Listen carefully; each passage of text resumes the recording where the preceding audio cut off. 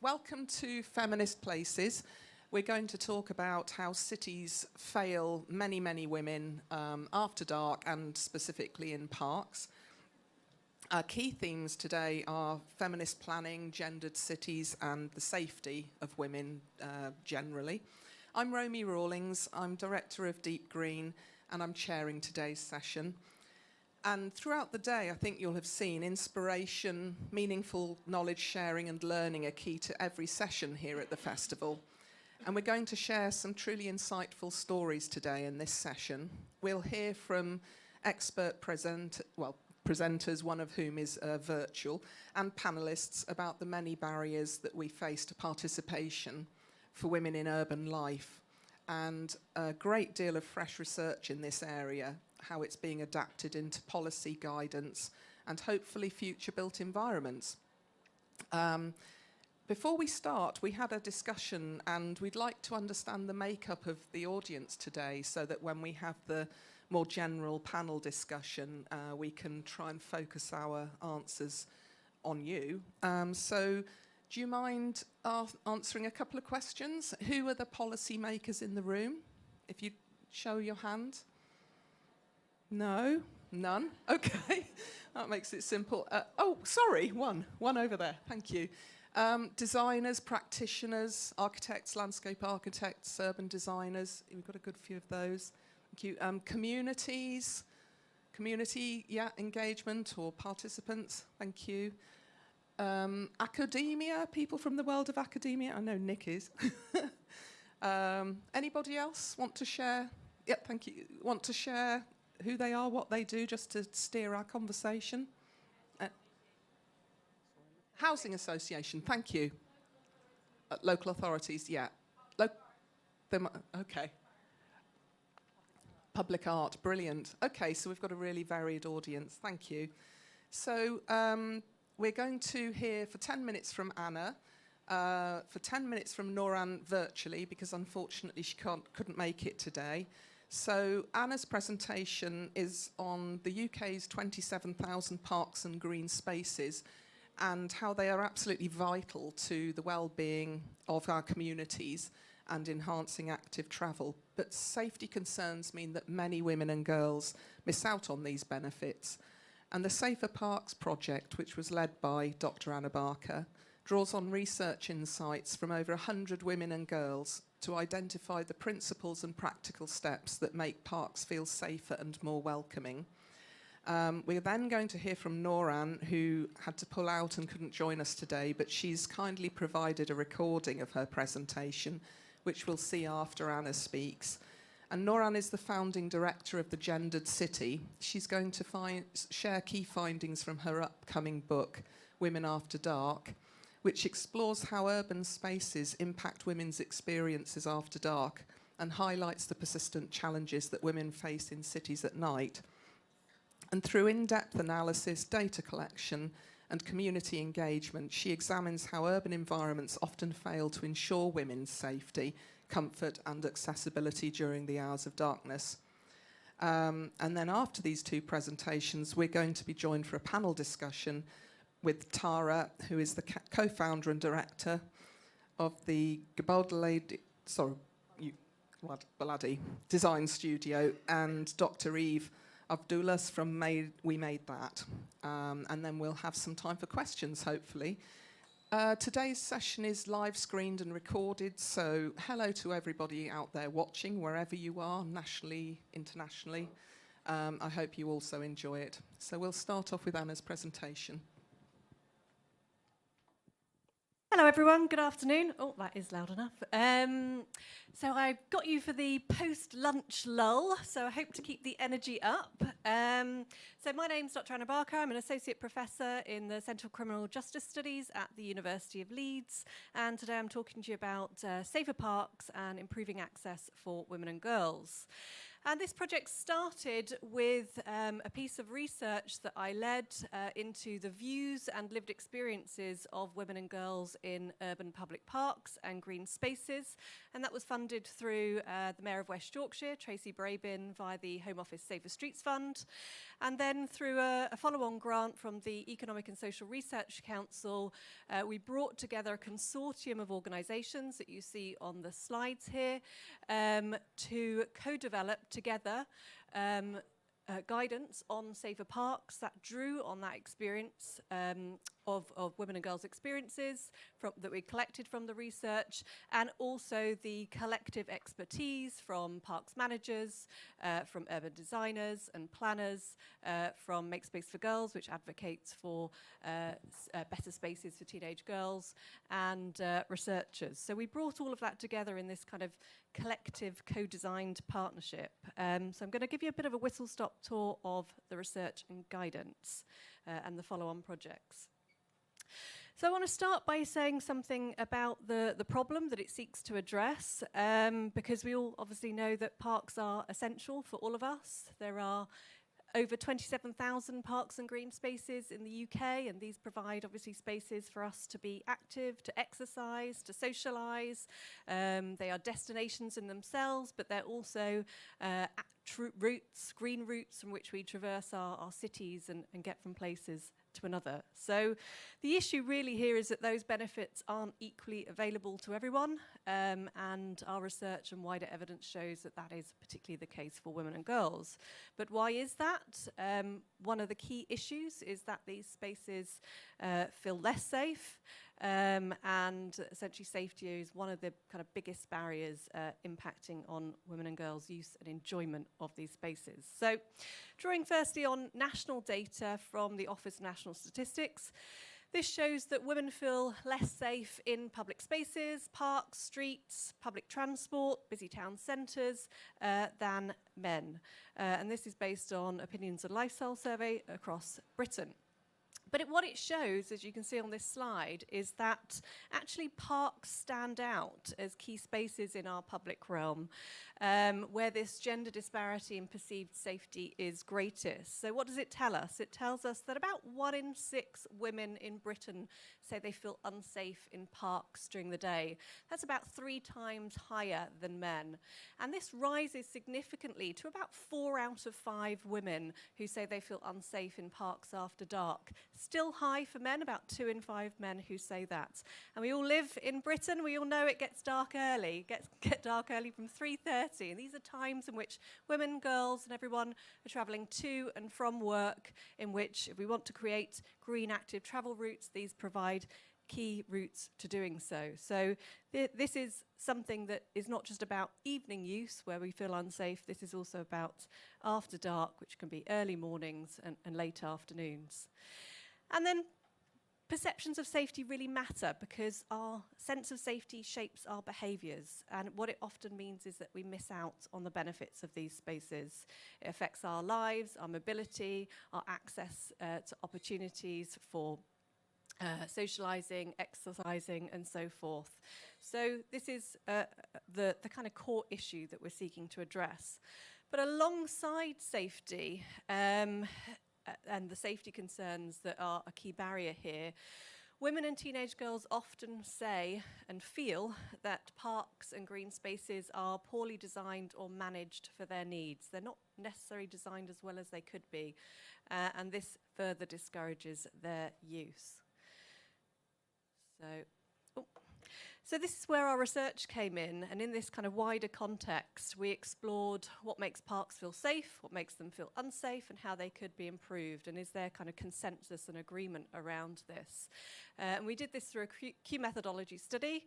I won't go into the full kind of ins and outs of that methodology, but in essence, what it seeks to do is, amongst the whole variety of factors that makes a space feel safe or unsafe that you can think of, you know, from wide societal factors like sexism, misogyny and towards women, and sexist harassment in public spaces, down to the kind of nitty-gritty of the immediate urban design, where a space is lit, is it visible, who's using the space, all of those kind of broad range of factors. It seeks to identify areas of agreement amongst women and girls that makes them feel safe, because we aren't a homogenous group, believe it or not. Our different identities and social locations affect how we experience, perceive public spaces and our use of them, but also the different interventions that might matter to us to make these spaces feel safer. So it seeks to identify areas of agreement and areas where we diverge in our views on what makes a space feel safe. So we interviewed a diverse cross-section of women and girls, and also professionals involved in park management, design and policing for the study. So we showed that there are these different views on safety in public spaces, and you can read about those in our research. But what we did show is there's also a high level of agreement and consensus. So what I want you to do, just in your own selves at the moment, is think about, what do you think is the main thing that women and girls say, their strongest area of agreement amongst women and girls, that makes a park feel safe? Think to yourself, you don't have to share it out loud. But in our research, we found that the strongest point of agreement was the presence of other women in parks makes a park feel safe. And this essentially speaks to our philosophy of designing spaces, because it means the most effective way to make parks feel safer is to design and manage them in ways that are as appealing and as welcoming to a diverse cross-section of women and girls as possible, in order to draw women into the space, which can have this positive ripple effect. So where women presence becomes this positive signal of safety, helping others to feel more confident and comfortable in the space. And this, I think, speaks to also the philosophy about creating safer spaces, which is not always about designing in policing and CCTV solutions, but it's also about thinking about the purpose and use of these spaces as places to dwell, exercise, and so forth. So, just change slides. Nope. There we go. So we need to kind of work on safety in public spaces from a range of scales here. We need to work on it at the societal scale, but we also need to work it at the level of the park. And that's what our guidance seeks to do. It seeks to put in place things that can be done now by everyone, whether you're an urban designer, a community group, whether you're creating art in public spaces, that you can create more welcoming spaces through that design, through that management and active bystandership. So we brought together this consortium to work on co-developing the guidance, which included parks managers, landscape architects, planners, academics, lighting specialists, organisations working directly in women's safety, friends of park groups, crime prevention officers, to bring together that collective expertise with the lived experiences from women and girls to create something that we hope is easy to read and accessible by the widest range of stakeholders possible. And what we try to do is actually, when you're thinking about making change and actually something having a lasting difference, is building it into frameworks that actually will make that change. So one of our benefits of working with Keep Britain Tidy, who manage the Green Flag Award, which hopefully everyone knows is the UK government standard for a well-managed park that operates across the UK but also internationally, is to actually make it part of that framework. And so whenever a park is redesigned that applies to this accreditation programme, they have to take into account this guidance in doing so. So it's about building in that change into existing frameworks.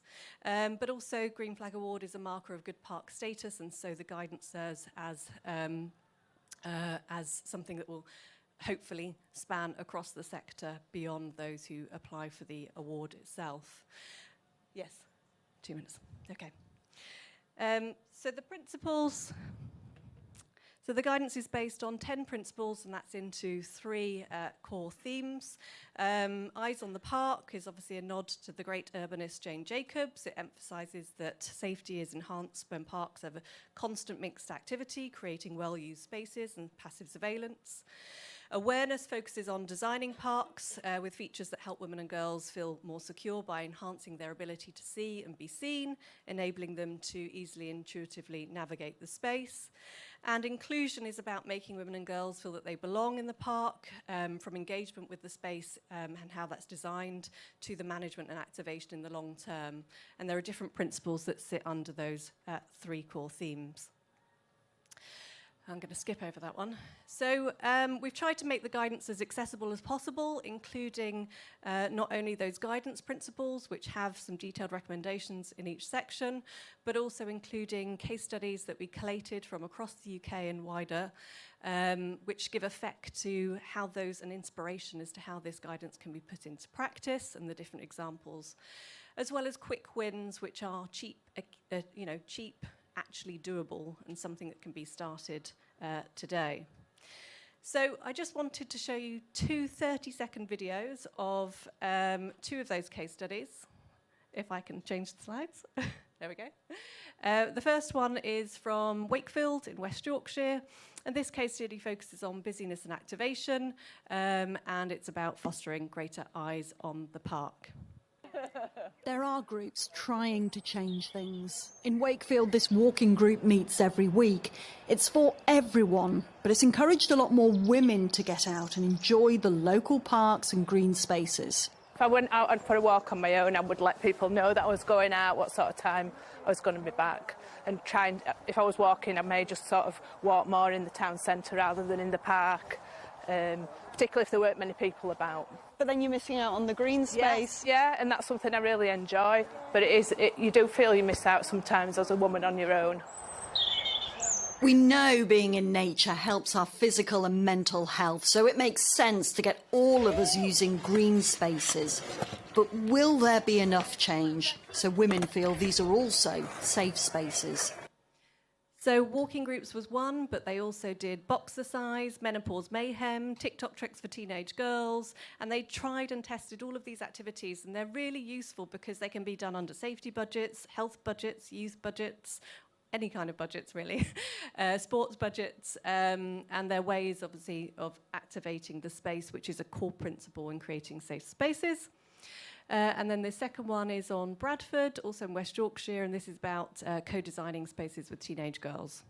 Another idea is involving girls and women in the design process. These schoolgirls have helped design a new play area which they say will make them use this park in Manningham in Bradford more often. There's only like the football nets, but when the equipment comes we can play with swings and slides. You can see that our ideas are now in front of you and you can see it and you can like use it. Once the park is built and they've felt that they've been involved and they have that ownership and they have that pride as well, they'll come and use this site, they'll bring their families, and into the future they'll bring their kids as well. And then they are our champions in that they're taking it home and they're starting to influence their families. It's like, come on Mum, we're going to go for a walk on Drummond Field tonight. Through that journey that we've had with them, we can definitely see that sort of coming, shining through now. And the sense of pride is definitely there. That's just 2 of the case studies that we collated, and there's a whole host more in the guidance. 2 more points, sorry. One is that we are now working on an open data dashboard that draws together the open data related to each of those 10 principles, things like the lighting, availability, dead ends, and so forth, and bring that in together into an open web dashboard that can help with making targeted urban design improvements. And then secondly, as a follow-up on that, we've been working with the Susie Lamplugh Trust in order to use the scenarios that Women and Girls talked about in terms of harassment in parks to create bystander training and train parks managers, voluntary groups, communities and others across the UK in order to intervene when they see harassment happening. Because one of the other core areas of agreement was that women felt less safe due to harassment, and that also that they felt less safe due to the fact that they couldn't rely on others to intervene when harassment happens. So this is a separate project, and we're going to be launching that across the UK next month. So thank you for listening. Thank you, Anna. Thank you. I'm a green flag judge, and I can absolutely agree with the advice that we're seeing coming through. I'm starting to see that in some of the parks I've judged. and all of the judges are being offered the active bystander training as well, which is a great principle to adopt. So I encourage all of you to have a look online and pick up some of this brilliant advice. We're going to hear a video and see a video now from Noran, so we'll run that for a few minutes and then have our panel discussion.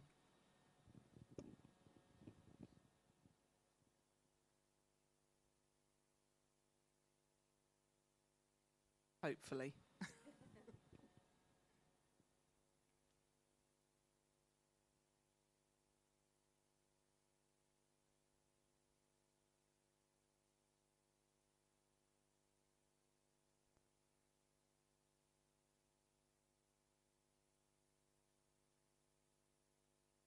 Hi everyone, this is Nurhan Bassam, the feminist urbanist. Unfortunately, I couldn't be in person in London, but I'm still so glad to be able to share some of the work we are doing in the Gender City, and especially the Women After Dark project and how cities keep failing women after dark. We are legally based in Amsterdam since 2019, and more recently we launched FemDes, Feminist Design Network, in 2023, and we are so honored to be existing in more than 100 cities around the world, to have these insights of how cities keep failing women in different contexts around the globe. And we are work and function from the belief that cities need to be rebirthed in order to make women thrive, not only survive. And I think this is our motto in the work we are doing.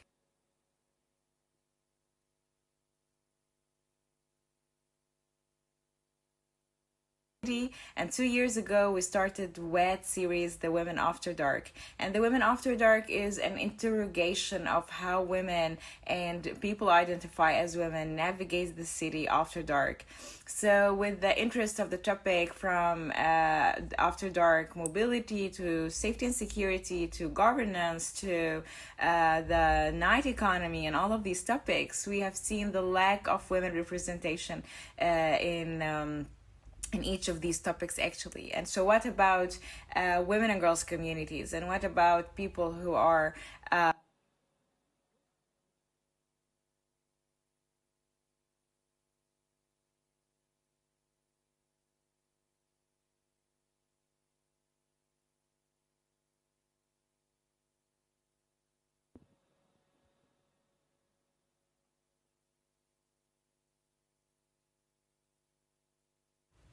So I will be publishing the Women After Dark book this year, and it builds a lot on the how cities keep failing women but after dark.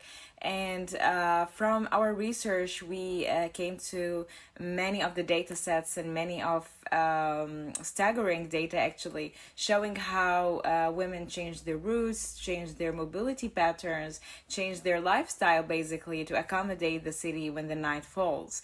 And in our cities, when there is winter time, when days are shorter, we are basically pushed to pay prices just because of our gender. So with these data, we build the price we pay, and the price we pay is actually all of the prices we pay, both physically, both emotionally, and the price we pay with a toll on our mental health to navigate cities after dark.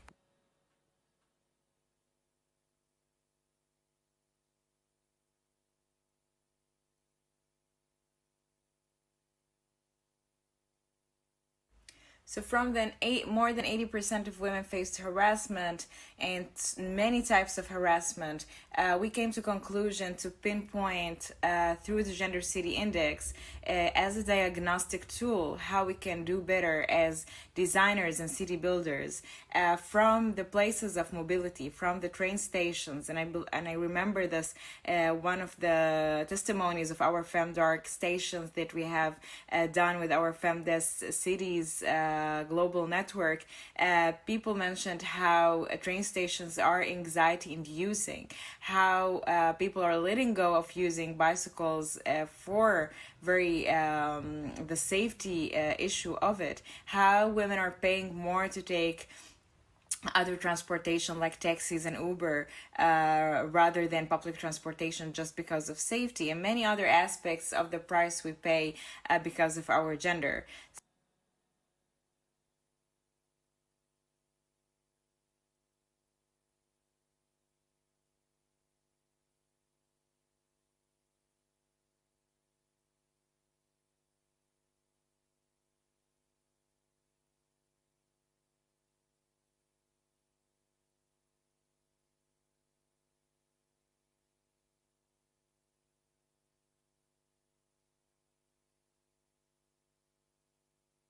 And we are taking the Women After Dark research to another level of economic autonomy and how to enrich economic autonomy and agency of women in different parts around the world, and how this is affecting from night shifts to women creatives, and how women in the creative sector can be more, their lives can be enhanced to thrive, not only survive in the After Dark city.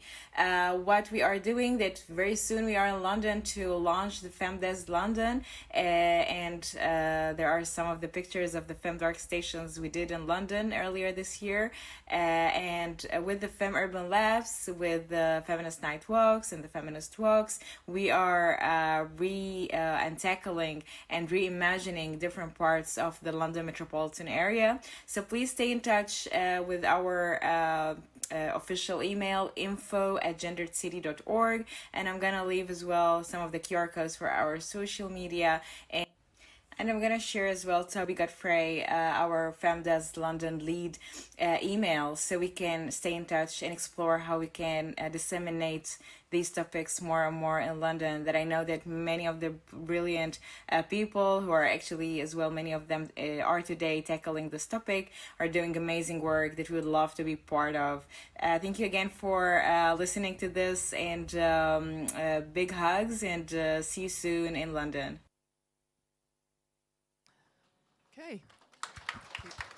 Apologies that Norhan couldn't make it to join us today, but hopefully that gave you some insight into her work. And I would say that the amazing work that she mentions being done by women in this area, an awful lot of it is being carried out by the women up here with me today. So we'll get on to the panel discussion next, I think. And if you can think of some questions for about 10-15 minutes time.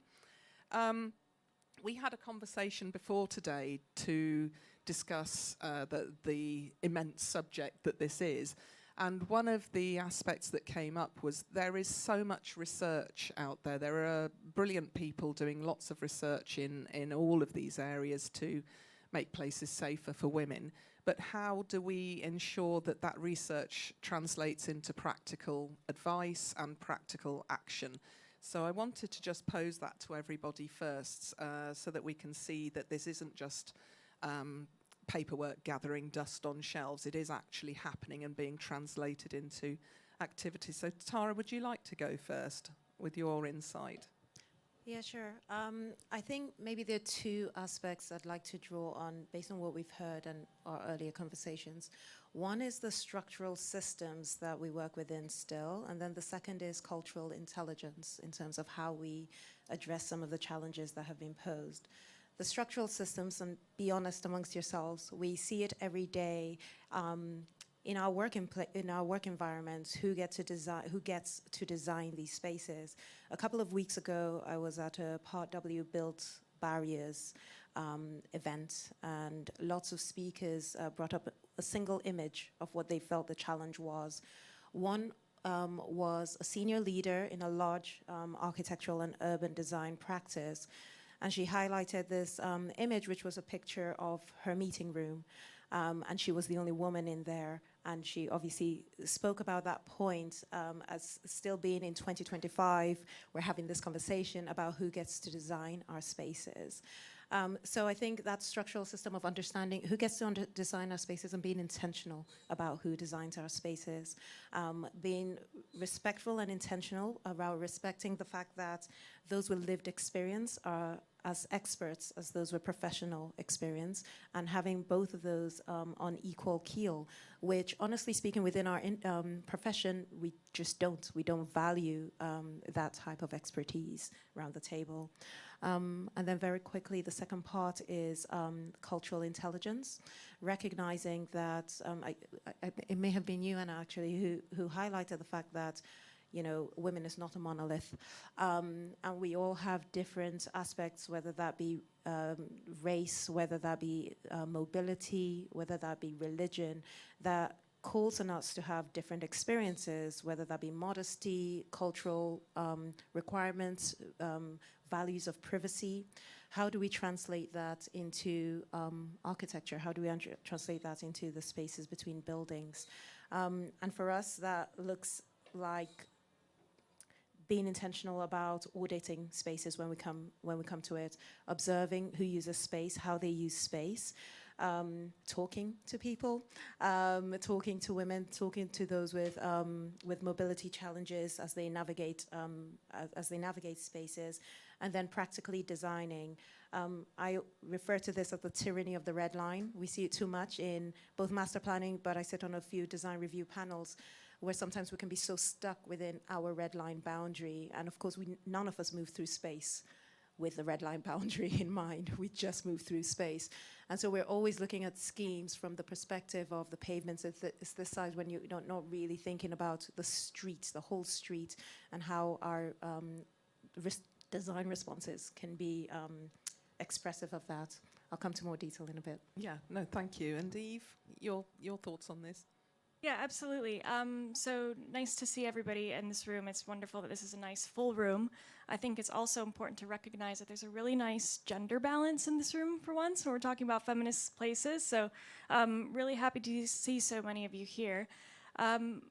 I work for an organization called We Made That, and over the last year, we have been working with TfL and the Mayor's Office for Policing and Crime, trialing women's safety audits and looking at how we can work with women, girls, and gender diverse people to understand their lived experience and how we can take that lived experience and translate it into design decisions. And one of the things that has come out of this project is not only the incredible insights and the what needs to change, but we're starting to have conversations with TfL about how to integrate this thinking at a systemic level, at a policy level, at a process level. And for me, this is really the key shift at the moment, where we're moving from the what. We know from, we have Matrix Architecture, fantastic feminist architecture collective, who's doing work in the 1980s developing these ideas, right? But now we need to really push the conversation to the how do we implement change. And for me, it's having those conversations at a systemic level. And it's also for us as a collective, everybody in this room, to start thinking about their role in this conversation as well. So before the room filled up, we asked who was here, and unfortunately there weren't loads of policymakers. So one of my asks to you is to go find a policymaker and talk to them about this stuff. But if you are, for example, a designer and architect, can you make your engagement processes more inclusive from a gender perspective? If you are part of a community group, can you do the same? If you're an architect and designer, can you use best practice to design more inclusive, gender-inclusive spaces? If you're an academic, can you use the research and push the boundary a little bit, understand maybe how do you feed it into other areas? If you are a housing association, a local authority, how can you use your strategic commissioning power to think about these issues? If you're a public artist, can the themes of your work touch on these issues? So for me, to really make this happen is to think about how we can use our own power and agency and roles to have those important conversations and to make sure that we're starting to integrate these thoughts in a deeper way. And I think we've seen that from the work that Anna presented and from Nurhan, is we're starting to see that you're taking these insights and changing it into the way that we work and into policy design and guidance as well. So little food for thought to start us out there. Yeah, thank you, Eve. I think that's worth dwelling on, that we all in this room have the power and agency to make some differences, no matter how minor, if you have that in your mind all the time. use it. Anna, I think you've shown really well in your presentation how you've translated that research into action. I just wanted to ask you what you think are the most common barriers to doing that through maybe the Safer Parks research. Just to pick up on what you've said, I mean, women and girls' safety is a matter for everyone, just like the wonderful feminist Bell Hooks said, feminism is for everyone.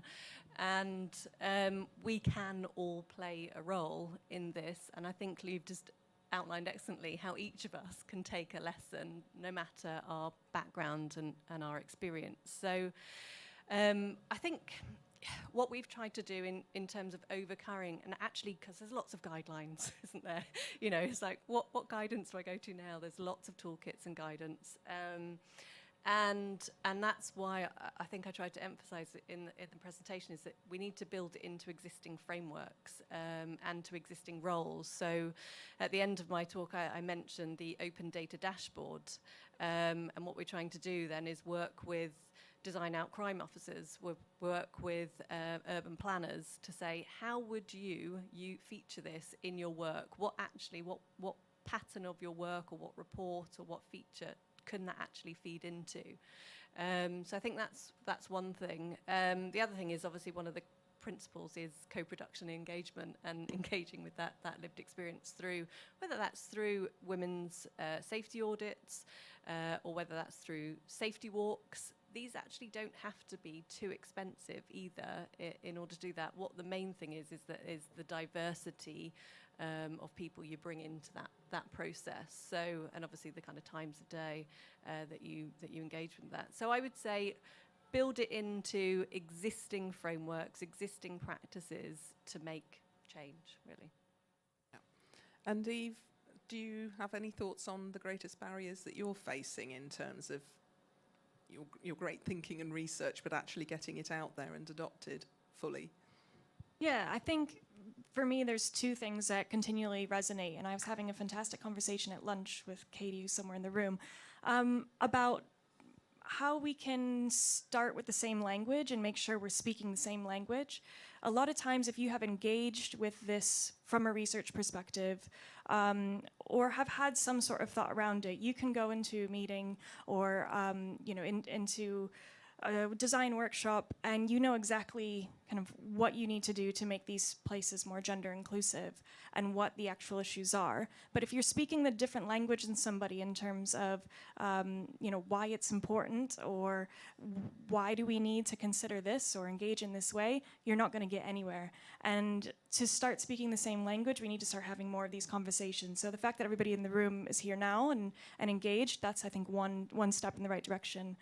The other thing for me is to have champions in your work and in the work that you do. I think we've been lucky to have some clients where there are champions and advocates for this that are driving the work forward and saying, no, this has to be in the brief, it has to be done, it's really integral to this. But we need more of those, and we need them everywhere. And so that's another kind of call to action, I suppose, is how can we start to find those champions, or can you be a champion in your own role to start pushing forward the importance of this issue. Yeah, thank you. And Tara, I just wondered what your thoughts were. You mentioned being the only senior woman in the room sometimes. And I mean, we know that happens. We know there are many, many systemic reasons for that. How do we start to address that so that it is women taking the lead in those professions? I mean, from, the motherhood pay gap to all of the ways in which women in sort of more senior stages of their working life are affected. Have you got any thoughts on that and bringing those people up through the pipeline? I hate that, but bringing them up to being able to have the sort of agency that most men in those positions do have. It's a big question. I'm a strong believer that it's not those who are oppressed, if you like, who have to come up with all the solutions and do all the extra work. And so going back to the point here of everybody needs to be a champion, if this is a challenge that's raised, that you see, it doesn't need to be raised, that you see in your workplace, it's your responsibility to raise it.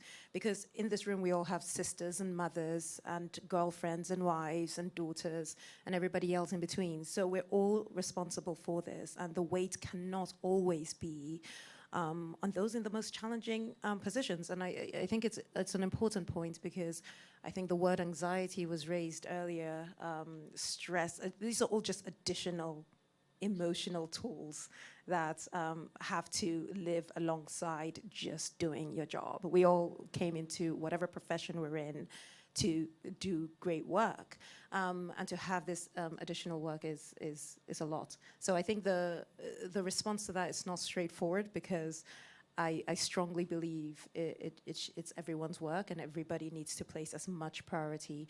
Practically, if you don't see representation in a room, call it out. Practically, if you see too little representation in a room, make a point of increasing it. But we all have a role to play here. I think it's interesting being here today. The festival is always extremely diverse on almost every level, and we can really believe that we're in a lovely bubble looking out now and you know, looking at a panel that's all women. It's not normal at all. We all know that.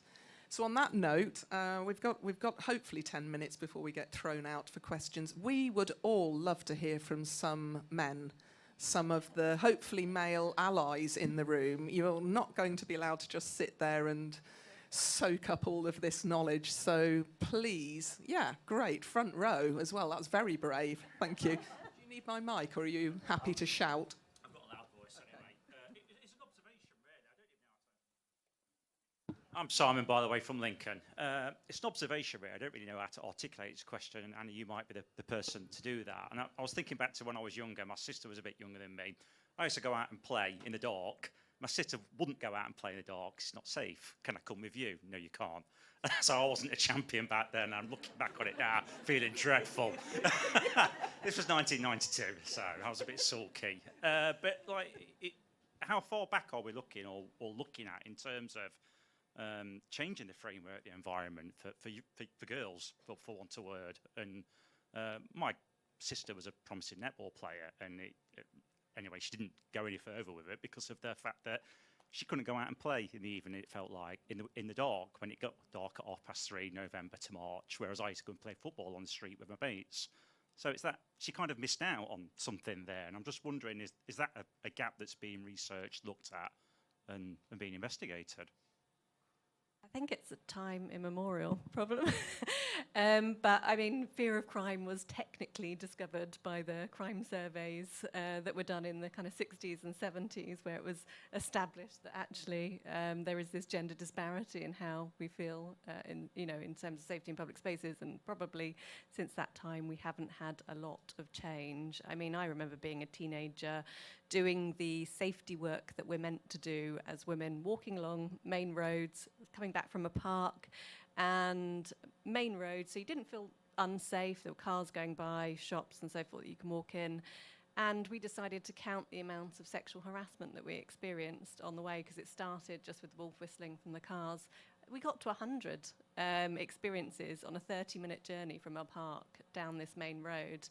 And, you know, I don't think things have actually necessarily changed and moved on. We know that young girls are most at risk after school, and they're most likely to experience harassment. And if you add on all the different identities and locations, they're most likely to experience more abusive behaviour. So in that regard, it's not a positive picture. And I think it is something time immemorial, as is violence against women and girls. So I don't want to have a kind of, that attitude. But I think there is a lot of work going on now that is starting to look at this. There's lots of lovely case studies that are emerging as well that I think, just need to be shared and engaged with in order to make that space accessible. Yeah. If I can build on that too, and you say there's a lot of amazing work, I think there's people in this room, and like Julia's in the front row, ran a workshop earlier about this. We have Part W Collective, we have Publica, we have LLDC who's championing this work. It feels different, I think, and there's like it's starting to bubble over. Make Space for Girls is another fantastic organization that has done some of this work.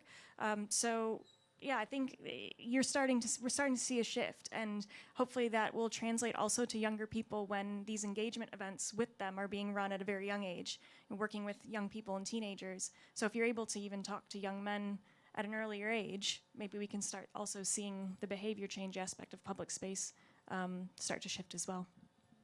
Yeah, I should just say I'm a trustee for Make Space for Girls, and I totally agree with that. And a lot of the time we're questioned about why for girls. And the point is, it is about boys, it is about young men, it is about everybody. And I think manufacturing these more inclusive environments is key. You know, it doesn't matter which subset of the population we're talking about. You know, more elderly women with mobility issues. It doesn't matter. We're trying to do better for everyone. And if we do better for teenage girls, then it actually is going to be better for everybody. So that's one of the key principles. Any other men out there? Oh, it's a woman. Sorry, she put her hand straight down. You are you are allowed. Yeah. Thank you so much. It's been so amazing. So as a placemaking practitioner and as a woman, this is a bit more of a statement than a question, but it has a question. So I am like focused on public art and children generally as a practitioner.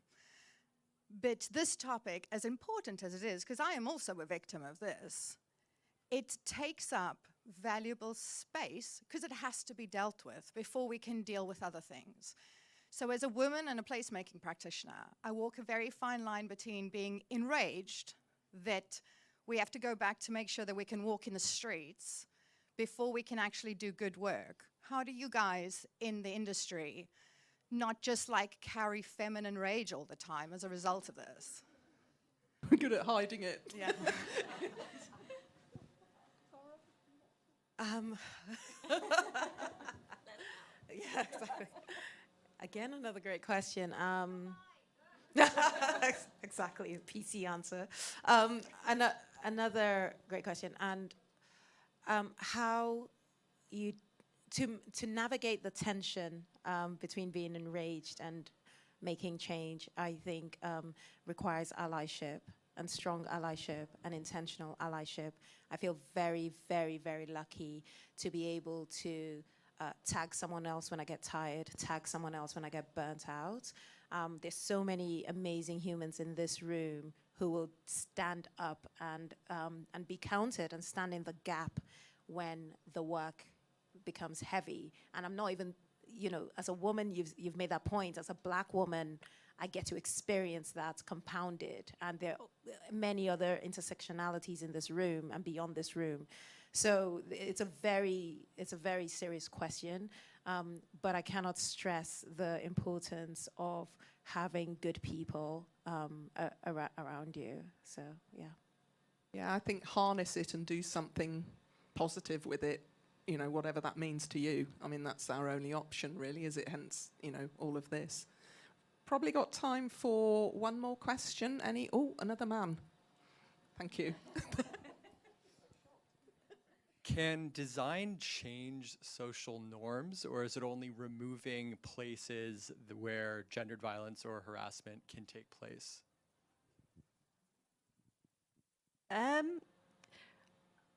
guess there's a concept of, I'm not a landscape architect here, and depending what you call design, really. I mean, I think you can design in and stand up for certain social norms in spaces. That's exactly what the bystander training, in some sense, is about. It's about the fact that developing positive placemaking, placekeeping norms, and standing up when those norms aren't met, and that.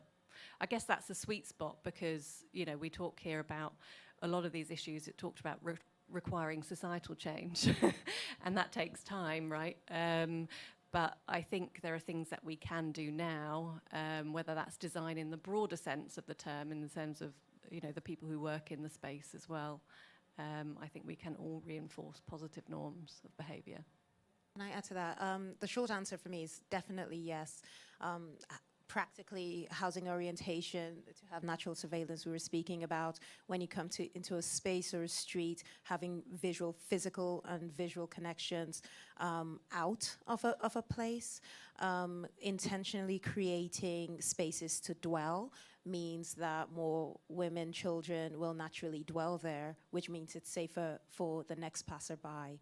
So I don't even think we need to think that hard about it, actually. But the short answer is yes, there's so many design moves we can make to create safer spaces. And there's so many design moves that we've just traditionally been taught are fine and okay, and for a period they were. But now that we're measuring this and now that we're seeing this, it's our responsibility to rethink those norms, traditional courtyard living or perimeter blocks, like thinking about actually what does that mean? How do women feel when you come into that space and there's no visual cue out and someone's coming behind you or whatever, you know? So like the short answer is yes, for sure. Yeah, I completely agree, and I think, so I'm an anthropologist by trade, and I've always been interested between the patterns of social behavior in spatial places and how they enforce and reinforce each other. And as Tara just mentioned, a design intervention can change human behavior, just as human behavior can change a design intervention. And I think with the topic of feminist places and creating more gender equal spaces, you have the ability to put design mechanisms in place to change human behavior. And then us as practitioners, we can be the people that actually try also to change those spaces in themselves. So yes, I completely agree. Cyclical thing, but 100% possible. Thanks, Eve. And while you've got the mic, we are about to be thrown out, I think. But I wanted to ask each of the panellists to share one thing that they believe will move this agenda forward with you, and maybe call on you to adopt that. So you go for it. Absolutely. So I mentioned all of those questions that I asked you earlier. How can you use your power, your voice, your knowledge, etc.? Basically, it boils down to how can you be an activist in your own practice for this issue. So that would be what I want you to take away. Mine's a question to you. If we in the room were all paid based on how safe women felt in the spaces we create, what would we do differently? I'm just going to plug some free bystander training because everyone can take it. There's online and in-person versions. You can train your whole group. You can just contact me and we can arrange that so everyone can do something right now. I second that because it actually engages everything that everyone has spoken about, being an ally, being there, questioning, you know, supporting, relieving the burden. So please do have a look. It's excellent training. That's it. Thank you all for joining. Thank you for staying. I'm sorry about those of you at the back who've stood through the whole session. But thanks very much. And I think everyone's around for a little bit afterwards if you've got questions.